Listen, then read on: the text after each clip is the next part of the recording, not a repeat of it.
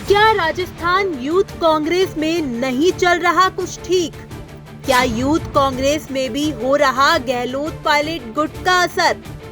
Pilot गुट के अभिमन्यु पूनिया के सबसे ज्यादा वोट, फिर क्यों बनाए गए तीन कार्यकारी अध्यक्ष?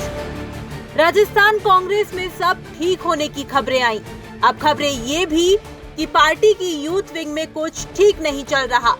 यूथ कांग्रेस की कार्यकारिणी के लिए हुए चुनाव जब विवादों में आए तो इसका रिजल्ट रोक दिया गया। प्रत्याशियों ने आरोप लगाए कि उनके द्वारा दिए गए लाखों वोटों को बिना किसी वजह से रिजेक्ट कर दिया गया। 3 युवा नेताओं ने कांग्रेस के वरिष्ठ नेताओं से मुलाकात कर शिकायतें दर्ज कराई। कहा जा रहा है कि पायलट गुट से आने वाले अभिमन्यु पूनिया चुनाव न जीत जाए, इसलिए गहलोत गुट की ओर से वोटिंग काउंटिंग में गड़बड़ी के आरोप लगाए गए। फिलहाल यूथ विंग में तालमेल और शांति बनाए रखने के लिए चुनाव में सबसे ज्यादा वोट पाने वाले टॉप 3 नेताओं को कार्यकारी अध्यक्ष बनाया गया है। इस वोटिंग में अभिमन्यु पूनिया को 2,30,079 वोट मिले हैं, जबकि सुधीर मुंड को 1,97,385 और यशवीर सूरा को 1,59,640 वोट मिले हैं। इस चुनाव में 20 लाख से ज्यादा लोगों ने वोटिंग की है। हैरानी की बात यह है कि 75% वोटों को खारिज कर दिया गया। अब सवाल ये उठता है कि कांग्रेस आलाकमान के निर्देश पर ऑनलाइन वोटिंग हुई थी, तो उसका परिणाम जारी करने से क्यों बचा जा रहा है? आपको बता दें कि यूथ कांग्रेस के चुनाव 28 फरवरी से शुरू हुए थे, जो कि 3 अप्रैल तक चले।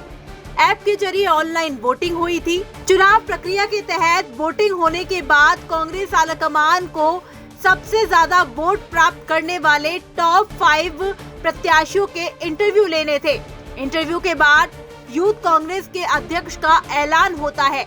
प्रत्याशियों को मिले वोट की संख्या अब सामने आ चुकी है।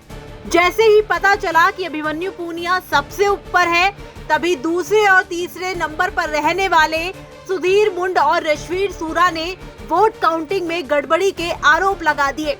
उनका कहना है कि उनके समर्थन में हुए लाखों वोटों को गलत तरीके से रिजेक्ट कर दिया गया। इन शिकायतों के कारण इंटरव्यू प्रक्रिया शुरू ही नहीं हो पाई। राजस्थान में इसी साल विधानसभा चुनाव है। ऐसे में कांग्रेस नहीं चाहती कि यूथ विंग में कोई विवाद हो।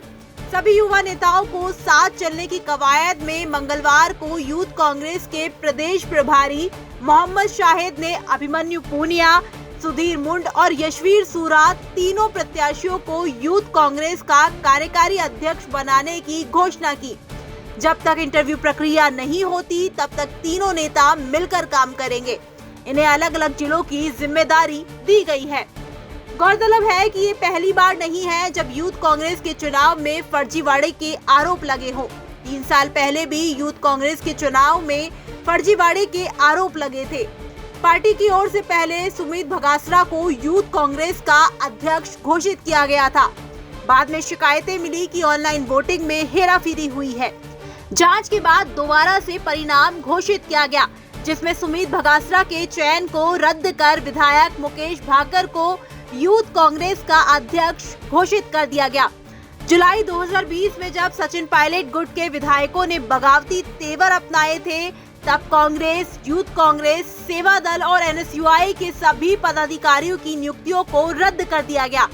बाद में विधायक गणेश घोगरा को यूथ कांग्रेस का अध्यक्ष बनाया गया था। फिलहाल अब यूथ कांग्रेस का विवाद कब थमेगा, ये तो आने वाला समय ही बताएगा।